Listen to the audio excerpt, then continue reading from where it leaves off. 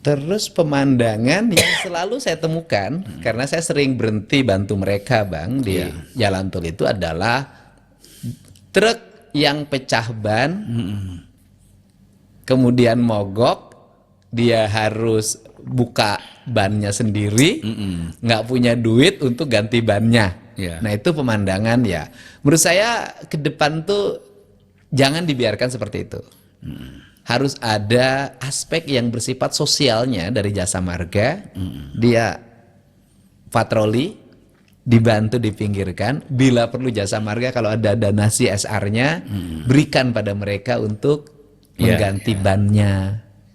Karena menimbulkan kemacetan, membuat mereka penderitaan. Udah truknya gede, harus buka ban sendiri, kadang-kadang susahnya luar biasa. Uang nggak ada, nunggu makan juga jaraknya jauh, nunggu tumpakan juga tidak ada.